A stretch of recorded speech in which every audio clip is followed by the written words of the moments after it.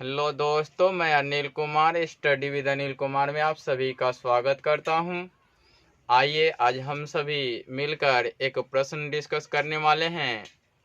एक मेरे छोटे भाई हैं दीपू आर्यन करके, उन्होंने यह प्रश्न सेंड किया था और उन्होंने बताया कि सर ये बता दीजिएगा, हमें नहीं आता है। तो मुझे लगा कि इसे वीडियो के माध्यम से सॉल्व कर दिया जाए और इस पर एक वीडियो बना दिया जाए। चूंकि ये कंसेप्चुअल प्रश्न है, इसमें कॉन्सेप्ट एक बार सीखने के बाद मैं ऐसे डील करके तो भेज चुका हूं, लेकिन मुझे लगा कि इस पर डिस्कस कर लेना चाहिए। जो दीपू आर्यन मेरे छोटे भाई हैं उनको और भी क्लियरिटी मिल जाए, और अन्य भाई जो तैयारी करते हैं और मेरे छोटे जितने भी भाई हैं उनके लिए मैं ये कर रहा हूं, ताकि उनको दिक्कत नहीं हो कोई भी प्रश्न सॉल्व करने में। ये कॉन्सेप्चुअल प्रश्न है। पहले तो इसमें देखना है कि दो लगातार सम संख्याओं में बड़ी संख्या, अभी हमें ये नहीं सोचना है, पहले तो इतना ही दूर सोचना है हमें कि सम संख्याओं में आप सभी जानते होंगे कि सम संख्या क्या होती हैं। सम संख्या वैसी प्रकृत संख्या होती हैं जिनके गुणज दो होते हैं, है ना। जो दो के गुणज होते हैं, अर्थात कि 2, 4, 6, 8, 10, 12, 14 एंड सो ऑन। मतलब कि आगे और भी होते हैं। आप इसे देखेंगे कि दो के गुणज होने के कारण इनके बीच अंतर कितने का है? 2 का है। कितने का है? 2 का है।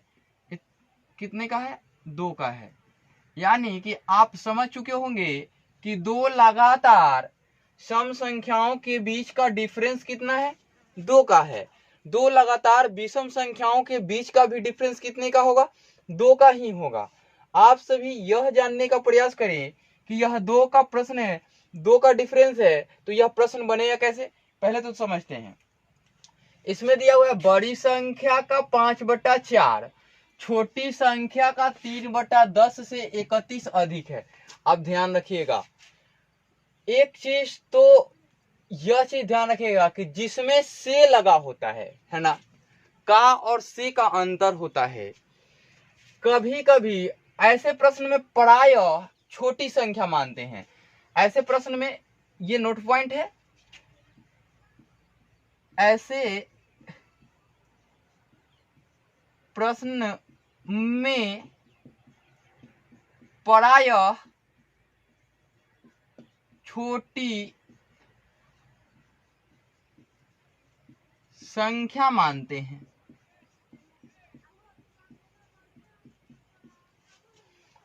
और उसके अतिरिक्त संख्या का दिया हो, है ना, तो उसे मानते नहीं है। मानने के बाद उसमें से इंक्रीज करते हैं तो ये तो डिक्रीज करते हैं, यदि का दिया गया हो, है ना। और जिसमें से लगा हो, जिसमें से, है ना, तो से लगे प्रश्न को, से लगने वाले संख्या को मानते हैं, है ना। या तो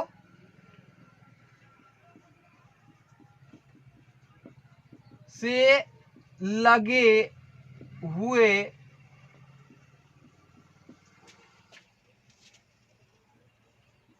पद को मानते हैं। ये याद रखेंगे आप। और ये कॉन्सेप्ट है, और इसी पे विषम संख्या का भी प्रश्न बन सकता है। और जब मैं नंबर सिस्टम कराऊंगा तो एक एक चीज बारीकी से, बेसिक से लेके चलूंगा और कॉम्पिटिटिव लेवल तक पढ़ा दूंगा मैं। तो आप देखें कि हमने बता दिया आपको कि दो लगातार सम संख्याओं के बीच का अंतर कितने का? 2 का। ऐसे प्रश्नों में प्रायः छोटी संख्या मानते हैं। प्रायः कहने का अर्थ है कि ज्यादातर केसेस में, अर्थात कि ज्यादातर तो प्रश्नों को हल करने में क्या मानते? छोटी संख्या। लेकिन यह ध्यान रखेंगे कि जिसमें से लगा हुआ होगा वही पद मानते हैं। जिसमें से लगा होगा वही प्रश्न मानते हैं, से लगे हुए पद को मानते हैं। तो देखिए यहां पद में से किसमें लगा? छोटी संख्या में। तो हम लिखते हैं हल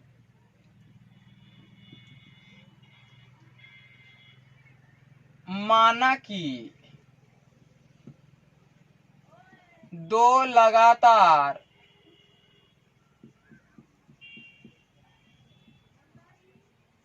सम संख्याएं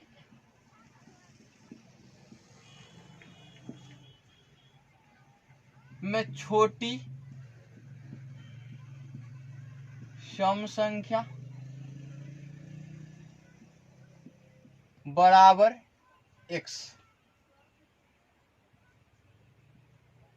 बड़ी सम संख्या,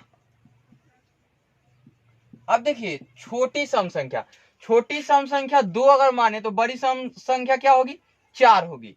अगर बड़ी सम संख्या को, छोटी सम संख्या को 10 माने तो बड़ी सम संख्या क्या होगी, 12 होगी। उसके अगले पद होंगे तो उसमें ऐड करने से, 2 ऐड करने से मिलेगा।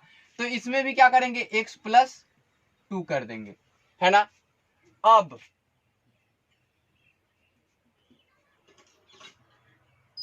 प्रश्नानुसार,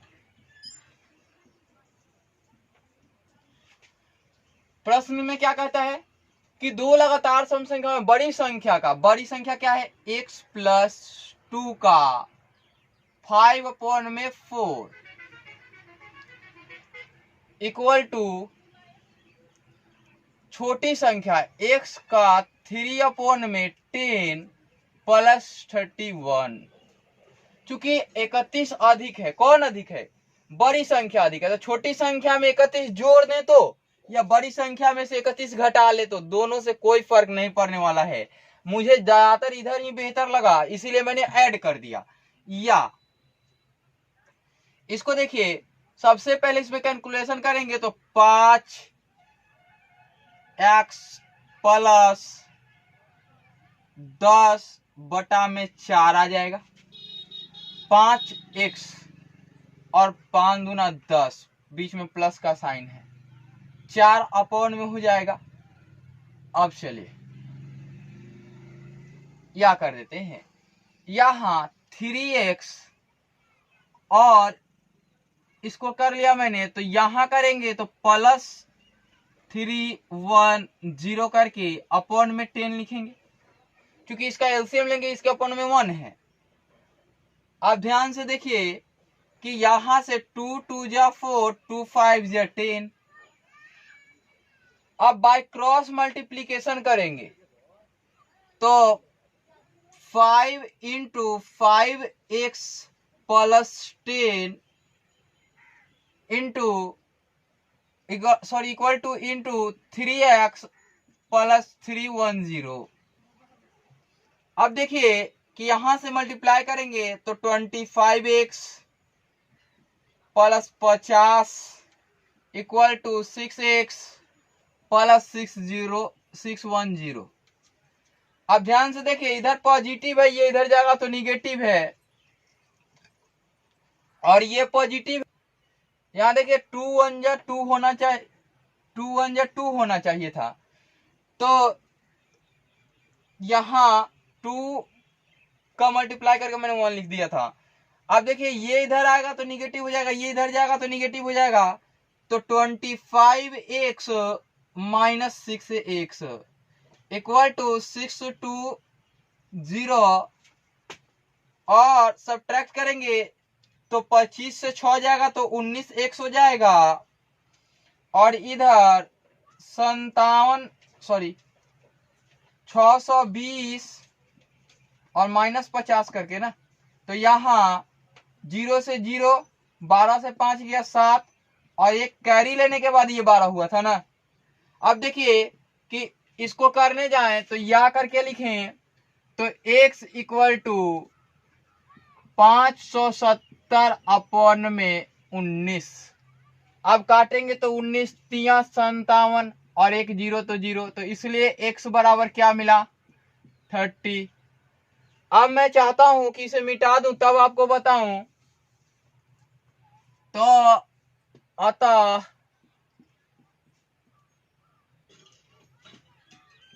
छोटी सम संख्या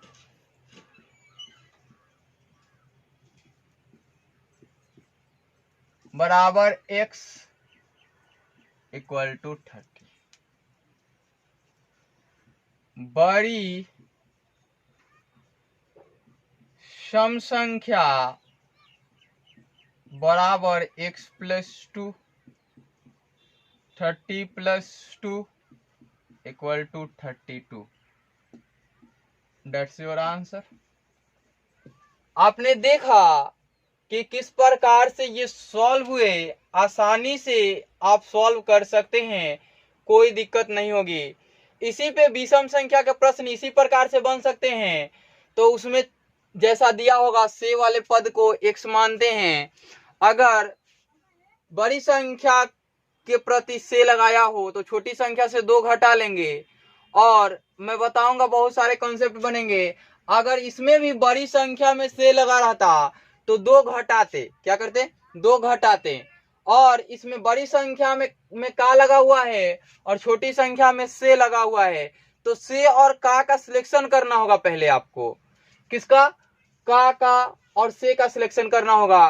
तो से लगे हुए पद को मानते हैं पहले, और देखते हैं कि से लगा हुआ पद छोटा है तो बड़ा के लिए क्या करते हैं, 2 ऐड करते हैं। अगर से लगा हुआ पद बड़ा होता तो छोटे के लिए क्या करते हैं, 2 घटा लेते हैं, तब आपका प्राप्त होता।